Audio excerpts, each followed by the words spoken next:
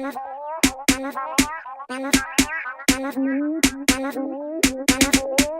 FP Records, baby.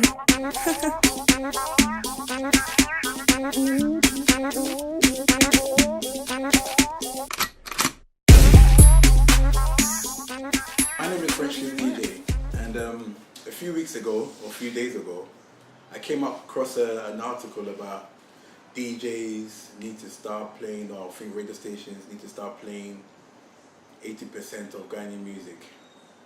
And I was like, wow. So now there's kind of like restrictions on the types of music to be playing out there on radio, maybe in the clubs.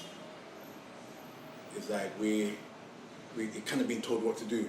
Now the first thing was, I thought to myself, what was the reason of why someone should even think of playing 80% Ghanaian music? Okay, yes, in aid of promoting more Ghanaian music, but I tend to feel we need to go to the core or the foundation of the whole industry, the whole bit of Ghanaians as a whole.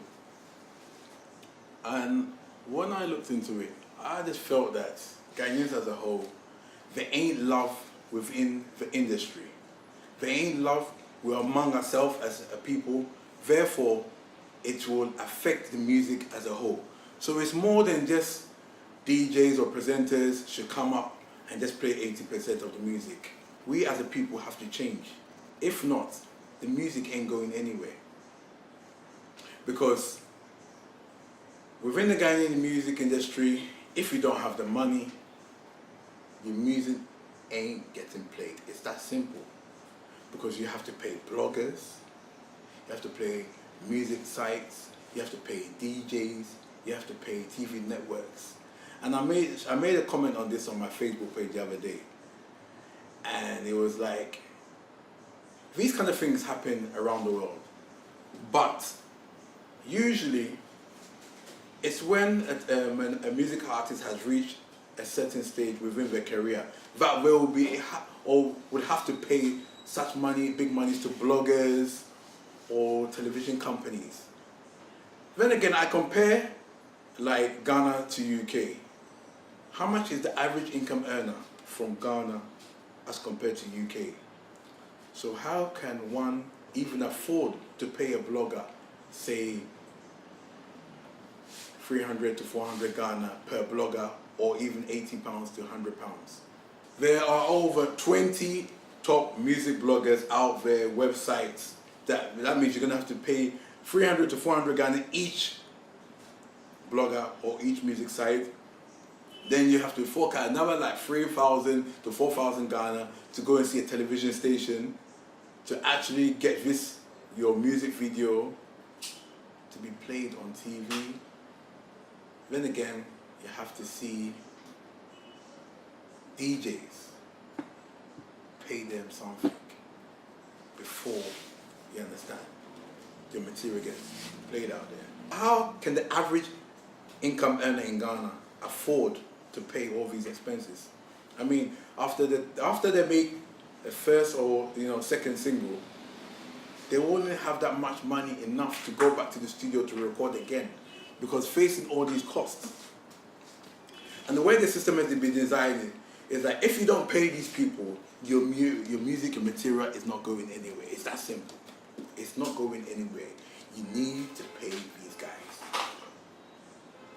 If you are lucky enough, and that's, heaven sent, if you're lucky enough, then you might get someone that feels that, we don't care, we just generally love the track and we're going to just play anyway. That's when you might get a blind that someone might just play anyway, and then, but you really have to be lucky, because most of the peeps that are going out there to download music are downloading the likes of Sarkodie, Stoneboy, Shatawale, you understand? All these guys that have been in the system for a long time, you understand? And these same guys do not really have to pay these fees to these bloggers, because they're looked at as like they've been in the system for some time. So, you know what? They don't need to pay all those fees. they can just leave their stuff on YouTube, and the next thing, their stuff is being aired on TV free of charge. They're not paying those fees. But these kind of fees are always hit at the up and coming acts. And I feel like we need to, you know, give these up and coming acts a little leeway so that they can also come into the system.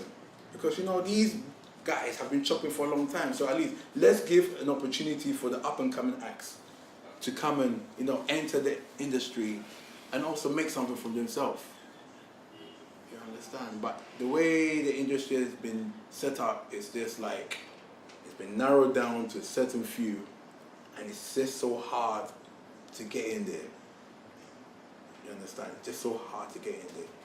Luckily enough, within the past year, 2 years, we've had the likes of Kwame Eugene, King Promise, Kiddy, you understand, that have been able to enter the industry. It doesn't tend to happen like that. It takes a very long, it makes it very hard. But, you know, they have been backed by some strong likes of Richie, who is highly connected within the industry. So that is kind of like an advantage to the whole scene, you understand? But usually, as a whole, up and coming acts find it very difficult to get through or to blow up within the Ghanaian music industry. So it gets to a point whereby we do not get good quality music coming out of GH. We do not get good quality music coming out of GH because everybody is just looking to download Sarkodie, Stonebwoy, Shatawale, Simini.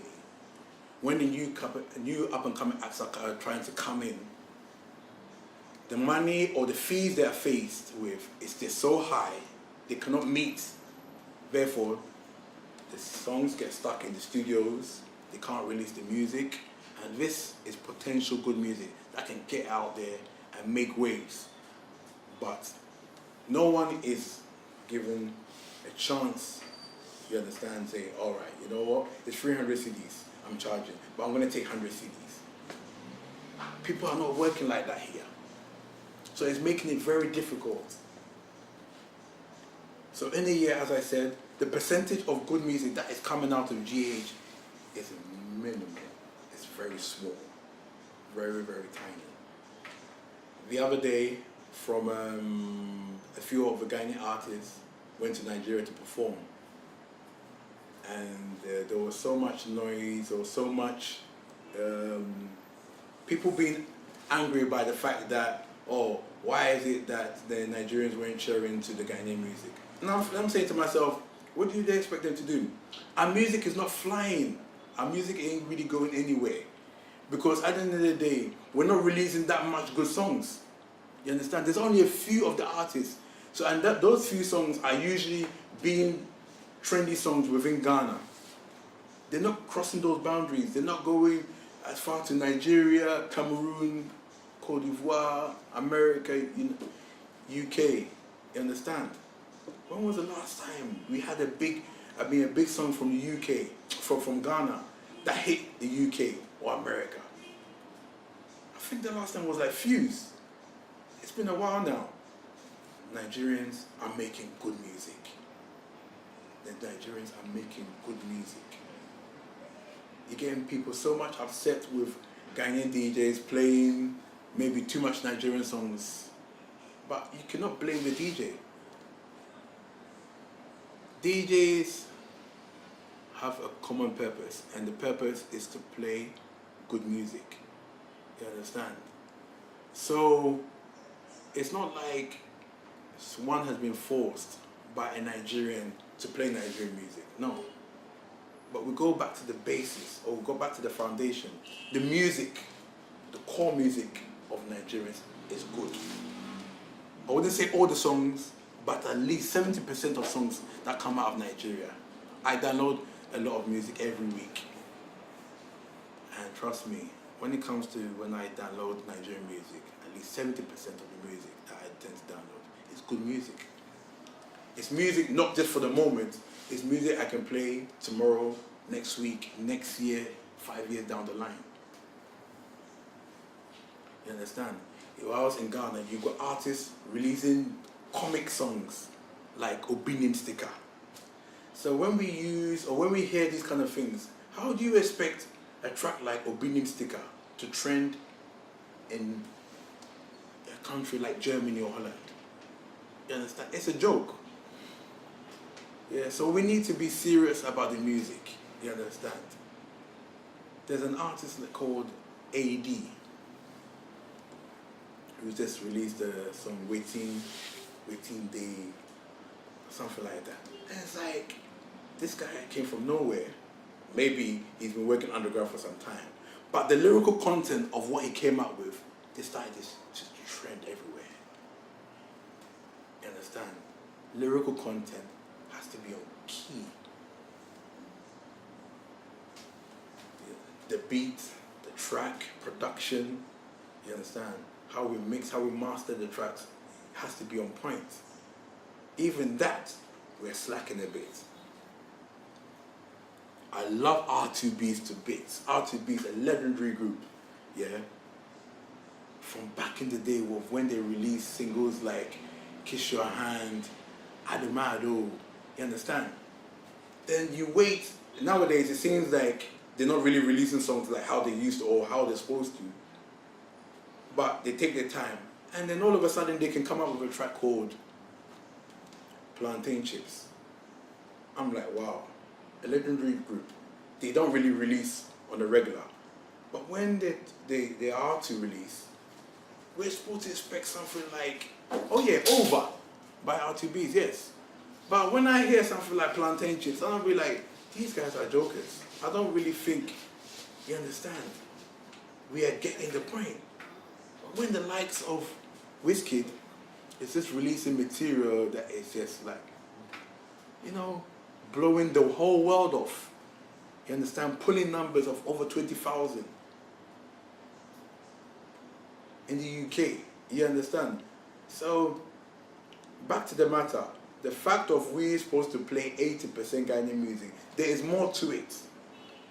80% Ghanaian music online or radio, wherever. There is more to it. We need to get to the core.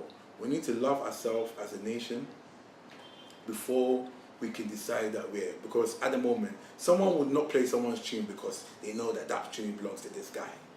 That's what's happening within our community. The music we're making is not that much of high quality standard for somebody. Recently, I was on Facebook and I came across a video of an Asian girl singing Davido's track, and I asked the question, why, out of all the songs in the whole world, she decided to sing a song like Davido? So we need to ask ourselves these questions. Why? How do we get our songs to travel out of Ghana? And one, it has to come back to lyrical content. Two, production has to be tight. Three, we have to love ourselves. If not, our music ain't going nowhere. Bloggers need to understand that we're working as a team. It's not just about the money. You understand? A website it's not just based on taking music, somebody's money to put the music on the website. There are other ways of making money online. You understand? From Google Ads, AdSense, and there are other ways. So the amount of numbers you're generating to your website, you can make money from it. But so it shouldn't be like, oh, an artist didn't pay me for the track, I'm not putting his song. We need to learn how to reduce costs, how to work together. Because if not, our music ain't going nowhere. Watch out for my other blogs coming out. You know how we do it. FrenchKissDj on Twitter, Facebook, Instagram, wherever you want to find me, it's FrenchKissDj.